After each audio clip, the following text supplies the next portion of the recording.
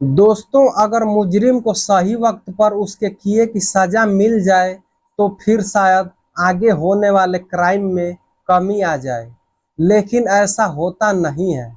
चाहे मुजरिम कितना भी शातिर और कितना ही बड़ा क्यों ना हो, कुछ दिन जेल में रहने के बाद उसे बेल मिल ही जाती है और फिर उसे दोबारा क्राइम करने का मौका मिल जाता है। क्राइम करने के बाद जब एक इंसान जेल पहुंचता है, जेल बनी ही इसीलिए होती है ताकि क्राइम करके जो जेल के अंदर रहे वह जेल के बाहर जाए तो सुधर कर जाए, एक अच्छा इंसान बन करके जाए। लेकिन ऐसा होता नहीं है। जेल के अंदर से जब इंसान वापस आता है तो वह और खतरनाक हो जाता है, वह और घातक रूप धारण कर लेता है और वह क्राइम से बचने के लिए जेल जाता है। लेकिन बाहर आकर वह अब डबल क्राइम करना शुरू कर देता है। दोस्तों, आज के दौर में महिलाओं के ऊपर अत्याचार अपराध बंद क्यों नहीं हो रहे हैं? इसकी वजह यह है कि हमारे देश का कानून मुजरिम को उसके किए की सजा दे ही नहीं पाती है। सारी जिंदगी मुकदमों में चली जाती है और वह बेल पर, जमानत पर ऐश की जिंदगी गुजार रहा होता है। दोस्तों, आज के दौर में लड़कियों के ऊपर उनके खास अपने सगे संबंधी भी अत्याचार कर रहे हैं। कहीं भाई बहन का रेप कर रहा है तो कहीं बाप बेटी का बलात्कार कर रहा है। ऐसा क्यों हो रहा है? दोस्तों, यह वजह यही है कि लोगों के अंदर से डर बिल्कुल निकल चुका है। उनके अंदर से भय निकल चुका है कि वह कितना भी बड़ा क्राइम कर ले, कितना भी बड़ा पाप कर ले, उन्हें कुछ नहीं होगा। ना ही उन्हें फांसी होगी, ना ही उन्हें उम्र कैद होगी। कुछ महीने की सजा होगी और उसके बाद वह छूटकर बेल पर अपने घर आ जाएगा, ऐश की जिंदगी शुरू कर देगा। दोस्तों, ऐसी ही आज की एक कहानी है, एक भाई और बहन की। मैं आपको सुनाने जा रहा हूं। जिस भाई ने अपनी बहन के साथ गलत काम किया, उसके बाद उसका एक वीडियो बना लेता है। अश्लील वीडियो बनाने के बाद उसको इंटरनेट पर अपलोड करने की धमकी देता है। नमस्कार दोस्तों, आपसे निवेदन करता हूं कि वीडियो को पूरा देखिएगा। अगर दिल को छू जाए तो वीडियो को लाइक कर दीजिएगा। यह घटना अमरोहा जिला की है, जहां एक गांव की एक लड़की बहुत ही परेशान और हैरान होकर थाने पहुंचती है। जब वह अपनी पीड़ा और दुख दर्द पुलिस वालों के सामने रखती है तो पुलिस वाले भी हैरान रह जाते हैं और सोच में पड़ जाते हैं कि इस समाज की मानसिकता आखिर कैसी हो गई है। इस समाज में रहने वाले लोगों को अपराध करते हुए जरा भी डर क्यों नहीं लगता है? दोस्तों, उस लड़की की पीड़ा यह थी कि उसका भाई उसके साथ बलात्कार करता है। यह बात बेहद हैरान कर देने वाली है और परेशान कर देने वाली है कि एक भाई जिसे अपनी बहन की सुरक्षा और इज्जत की रक्षा करनी चाहिए, वही इस तरह का घिनौना अपराध कर रहा है। रक्षाबंधन के त्योहार पर जब भाई अपनी बहन की इज्जत और हिफाजत की कसम खाता है, तब ऐसी घटनाएं वाकई में समाज की मानसिकता पर सवाल खड़े करते हैं। हर साल जब एक बहन अपने भाई की कलाई पर राखी बांधती है तो वह उससे यह वचन लेती है कि वह उसकी रक्षा करेगा और उसे किसी भी मुसीबत से बचाएगा। वह कहती है, मेरे भाई तू हमेशा इसी तरह अपना हाथ मेरे सिर पर बनाए रखना और मैं तेरे हाथ की छत्र छाया में हमेशा हंसती मुस्कुराती रहूंगी। चाहे हिंदू या मुस्लिम, किसी भी धर्म का हो, भाई बहन का रिश्ता इतना पवित्र होता है कि इसमें गलत विचार लाना भी पाप माना जाता है। लेकिन उस दरिंदे ने अपनी ही बहन का रेप किया। एक दिन जब वह अपनी सोती हुई जवान बहन को देखता है तो उसकी नीयत खराब हो जाती है। घर के अंदर जब वह आया तो उसने अपनी जवान बहन को सोते हुए देखा। चारपाई पर आराम से बेसुध पड़े हुए, इस दुनिया से बेखबर सोते हुए, उसकी सांस से उसका सीना ऊपर नीचे होते हुए देखकर उसके मन में बुरे विचार आने लगे। उसके अंदर का शैतान उमड़ गया, लेकिन उसने अपनी बहन को वहीं पर दबोच लिया। जब उसकी बहन ने अपनी भाई को इस हालत में देखा तो डर समा गई।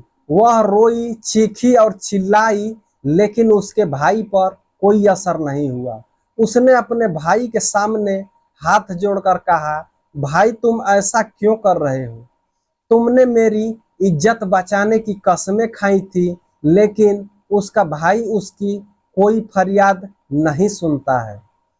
उसकी बहन का रोना गिड़गिड़ाना कुछ भी काम नहीं आया। उसने अपनी बहन के जिस्म से एक एक कपड़ा नोच कर फेंक दिया और अपनी हवस को पूरा किया। उसके बाद उसने अपनी बहन को छोड़ा और वहां रख कैमरा और मोबाइल उठाकर उस वीडियो को अपनी बहन को दिखाया। उसने धमकी देते हुए कहा, देखो मैंने तुम्हारी और अपनी वीडियो बना ली है।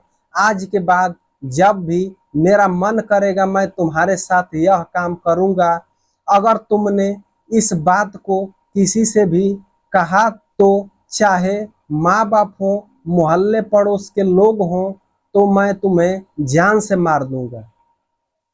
उसकी बहन डर के मारे खामोश हो जाती है और किसी से कुछ नहीं बताती है।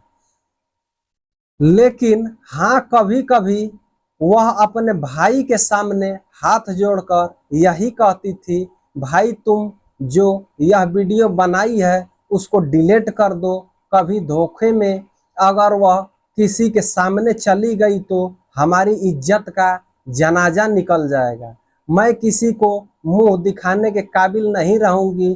तुम जैसा कहोगे मैं वैसा करती रहूंगी। लेकिन खुदा के वास्ते उस वीडियो को डिलीट कर दो। आशिक अपनी बहन की इस बात को नहीं मानता था और लगातार उस वीडियो को दिखाकर अपनी बहन को ब्लैकमेल करता रहता था।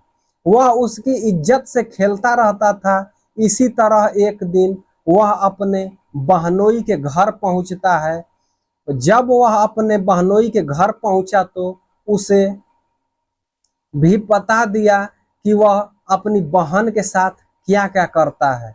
उसने अपनी बहन को अपने बहनोई के घर बुला लिया। बहनोई के घर बुलाने के बाद उसने कहा कि वह जीजा जी के सामने अपने वीडियो को डिलीट कर देगा। उसका जीजा दानिश भी अपनी साली को अपने साले के द्वारा बुलवा लेता है। पहले तो भाई अपनी बहन की खुद इज्जत लूट रहा था, उसके बाद वह अपने बहनोई के साथ भी वही कर रहा था। यह सब देखने के बाद उसे पुलिस के हवाले तक नहीं किया। उसे शर्म आनी चाहिए और उसे पुलिस के हवाले कर देना चाहिए, लेकिन नहीं हुआ। उसने और मजे लूटने चाहे। फिर उसकी बहन उसके बुलाने पर जीजा के यहाँ पहुंची। वह जीजा से कहती है कि जीजा जी, यह मेरे साथ इस तरह का करता है और इसने मेरी वीडियो भी बना रखी है, इससे वो वीडियो डिलीट करवा दो। जीजा कहता है, साली जी यह मामला तो बाद में देखा जाएगा कि तुम्हारी वीडियो डिलीट होगी या नहीं, लेकिन पहले हमें अपनी जवानी का मजा चिखा दो। दोस्तों, यह कितनी हैरान कर देने वाली बात थी। फिर जीजा भी अपनी साली को लूटता है। अब साली की समझ में आ गया था कि ये लोग उसे इसी तरह नोचते रहेंगे। उसने पहले ही दिन गलती की थी कि वह अपने भाई की धमकियों में आ गई।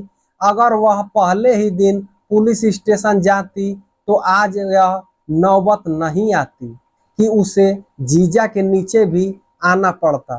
अब उसने मन ही मन खतरनाक फैसला कर लिया कि वह दोनों को उनके किए की सजा दिलवा कर रहेगी। फिर वह पुलिस स्टेशन पहुंची। फिर दोनों भाई और बहनोई से अपनी इज्जत लुटवाने के बाद वह पुलिस स्टेशन जाकर अपनी इज्जत की गुहार लगाती है। वह कहती है कि मेरे भाई और बहनोई ने मेरी इज्जत को तार तार कर दिया है, उन्हें कम से कम फांसी की सजा जरूर मिलनी चाहिए। मेरा भाई दरिंदा है, हैवान है, शैतान है और भेड़िया है, जो महीनों से मुझे लूटता चला आ रहा है। उसने मेरी अश्लील वीडियो भी बना ली है, जिसको दिखाकर वह इंटरनेट पर अपलोड करने की धमकी देकर बार बार मेरे साथ यह काम करना चाहता था। आज तो हद ही हो गई कि बहनोई के साथ मिलकर उसने मेरे साथ यह किया। दोस्तों, जब पुलिस वालों ने लड़की की बात सुनी तो वे हैरान रह गए और तुरंत हरकत में आ गए। उन्होंने दोनों को गिरफ्तार कर लिया और अदालत में पेश किया। दोनों को चार्जशीट फाइल करने के बाद कोशिश की गई कि उन्हें अधिकतम सजा मिले। सजा इसलिए भी जरूरी है ताकि आगे से कोई भी भाई, जीजा या कोई और आदमी किसी लड़की के साथ बलात्कार से पहले 10 बार सोचे। दोस्तों, यह थी आज की कहानी जो मैंने आपको सुनाई है। यह घटना सुनाने का मतलब यह नहीं है कि किसी को परेशान किया जाए, किसी का दिल दुखाया जाए, बल्कि इसलिए कि लोगों को जागरूक किया जाए, लोगों को सचेत किया जाए। यह घटना सुनने के बाद आप लोग ऐसी गलती ना करें और अपना ख्याल रखें, अपने परिवार का ध्यान रखें। दोस्तों, मिलते हैं किसी और वीडियो में। धन्यवाद।